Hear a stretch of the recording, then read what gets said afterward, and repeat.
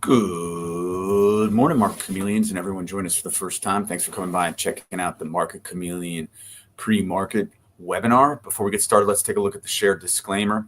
Be aware that neither Market Chameleon, Dimitri, or myself are registered investment advisors or a broker-dealer. If you're searching for investment advice, please reach out to a licensed professional. This show, as all our shows, is for informational purposes only concerning Market Chameleon tools and products. With that, one last look at the disclaimer. We will get that off stage and exit stage left. Dimitri Pargamonic, how you doing, D? Hey, Will, how are you? Good. So today we're going to be talking about tracking implied volatility. Yep. Good morning, everyone. I will share my screen here. And what we'll do is cover how we could track implied volatility changes, but from different perspectives. And what can we learn from those different perspectives? I'm going to just kind of navigate to SPY so I could show you an example. So right now I'm on SPY. And when we, as you can see here, let me just close this menu first to the left-hand side. And when we think about implied volatility, the implied volatility is a metric that's derived from option prices. It's important to understand that a stock itself, does not actually have an implied volatility. Like SPY does not have an implied volatility. Implied volatility is this derived value using the option pricing model, where we reference option prices and then we put it into the model and we get this implied volatility based on the inputs and the parameters that we use in the model.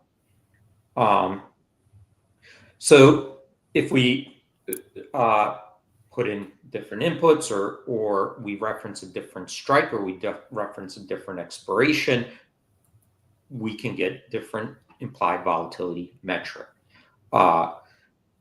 And typically, because we have so many different options and expirations, what we do is standardize to try to get a sense of what implied volatility is doing. So kind of like the VIX, in this situation, we track a 30-day constant maturity at the money implied volatility. The VIX does it a little bit differently. They have a formula. They look at all the strikes, but when we look at least over here on this chart, we see the stock price on the left hand side, and then we have this 30-day implied volatility. And since we standardize it, we're looking at a benchmark. Right? We're trying to look at a benchmark. Is it going up or down? That's what we're trying to do, is say, is it up or down on a day? Is it on the high end or low end of its historical range? How does that compare to its actual realized historical volatility? This way we could start making those types of comparisons and evaluations. And here we see that this is the implied volatility of the chart for the 30-day IV. And yesterday, it looks like up here that it was down on the day, while the stock was up on a day, which, that's what we kind of typically see, right? Implied volatility as the stocks are trending higher, implied volatilities are slowly coming in because the markets, are more confident and feel like there's less uncertainty. Now,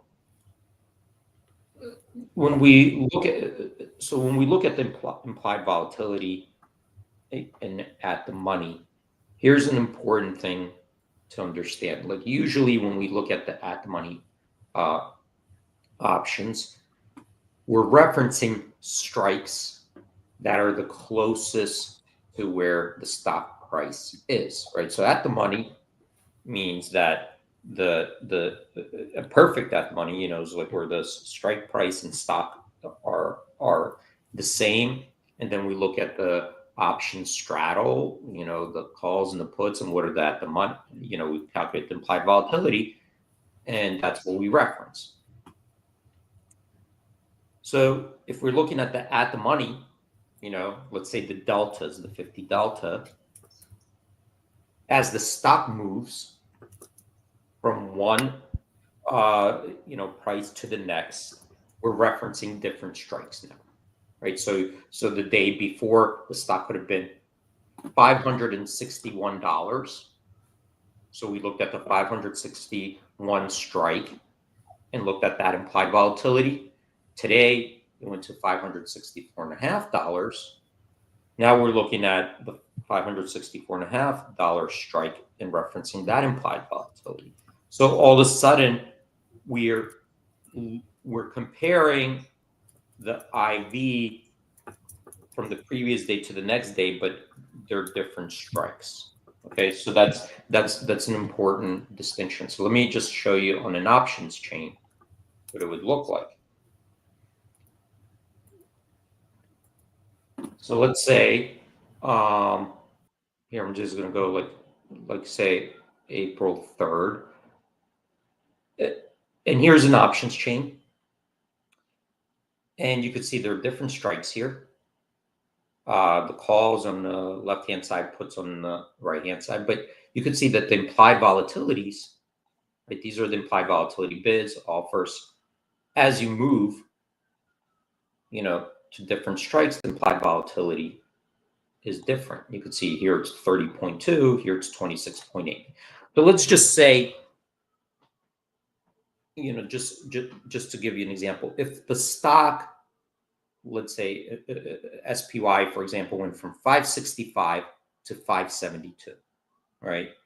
And all these implied volatilities stayed the same, right? All these implied volatilities on each strike stayed the same. Nothing changed. The implied volatility that we're tracking at the money changed. So what we will say is that, well, yesterday it was at 30, today it's at 26.8. So it went down, okay? Because we're looking at the delta, we're looking at the money, right? Let's say we're looking at the 50 delta option, right? So right now this is the 50 delta, but this one could be 50 delta if the stock moves. So to us, it will look like the implied vols went down, okay? So but what if that didn't happen? What if they didn't go down? What if they actually all went up? So let's say we went from 554, right? Or whatever it was. What was I referencing? This one, 30, right? Let's say it did go from 565 to 572, and and that this actually ticked up to 28, right? It was 26.8, it went to 28. Well, to us, it'll still look, if we're looking at that, the money's that it went from 30 to 28, but in actuality, implied vols went up, okay? And that's important because now the market's actually signaling something else. Yes, it went down, but the markets are signaling that in actuality, that on a relative basis, that strike price itself, implied vols went up. Okay, so let's see if we could look at the activity here. Okay, option activity, and click on there.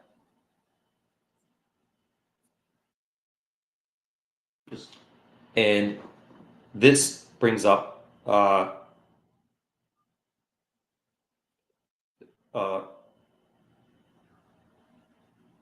sorry, just got a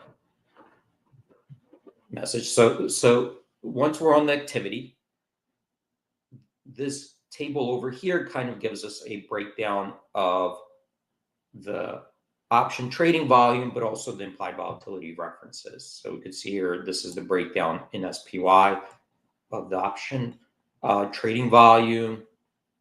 But when we come down here, we have this table, And this table shows us each expiration that's available to trade in SPY. And then over here, we have these corresponding implied volatilities. So over here, where we see volatility skew change by strike, okay, this is by strike. What this is doing is saying, well, what is the 25 delta strike today? And then it's finding that strike and then looking at the same strike the previous day and comparing the implied volatility. And same thing with the at the money. Now it's looking at what's the new at the money. It's finding that strike and comparing that same strike from the previous day. So now it will look to us of a little bit clearer picture what actually happened on all those strikes.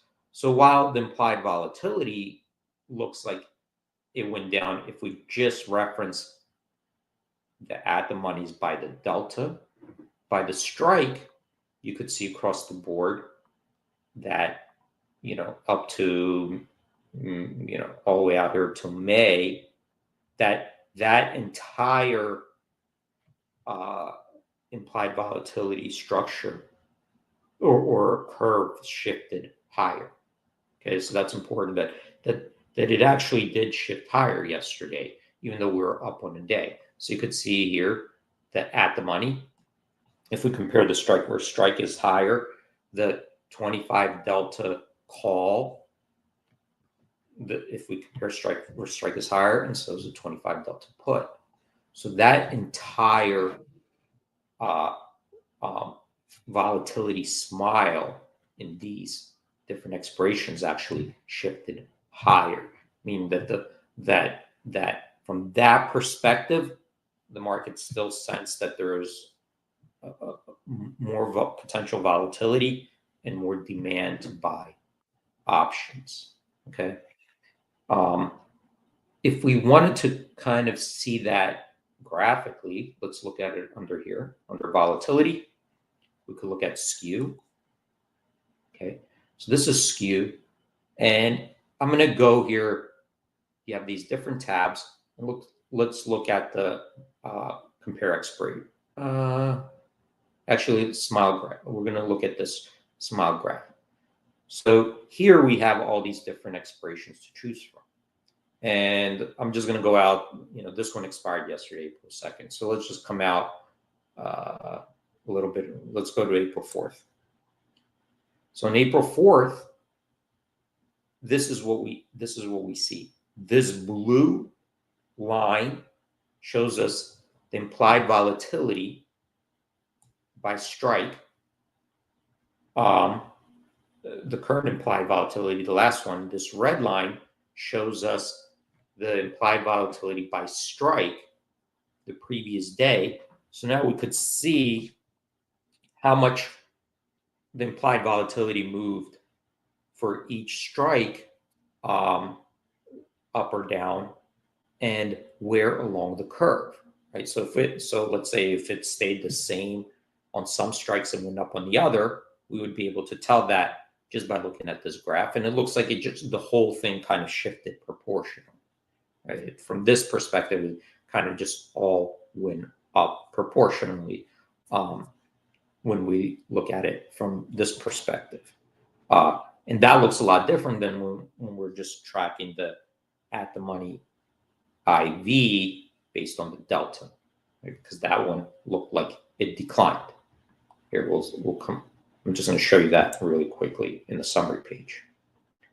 See over here, this is the at the money IV. So this red dotted line is the previous day's close. And this green line is the at the money IV based on delta. And that looks like it declined because we moved to a different strike. Okay, so those are the two kind of distinctions important to understand when we're looking, tracking, and benchmarking implied volatility to say, okay, the implied vol went up or down, but what is the methodology or metric that I'm really looking at, because that is important to understand in your evaluation. And there's no one right or wrong, just those two are telling you something different. It's answering a different question. One is looking just purely at the money by delta, which is looking at the straddle, and that's a reference how much the stock is moving from this point up or down, the volatility or the from the current strike. The other is telling you, well, we moved to this new strike. The implied volatility is this, but what was the implied volatility on the strike the day before? All right, so I'm going to stop right there, because I think I covered what I wanted to cover as far as the difference. That was awesome, D. Thank you so much for doing this for us today. Thanks, everyone, for joining us. Remember to follow us, like us on all the social platforms. Some thumbs up on YouTube would be greatly appreciated. Great job, as always, D. Thanks, Will. Thanks, everyone, for joining. Stay safe out there. Have a great trading day, and we hope to see you tomorrow. Have a safe trading day out there, everyone. Bye-bye.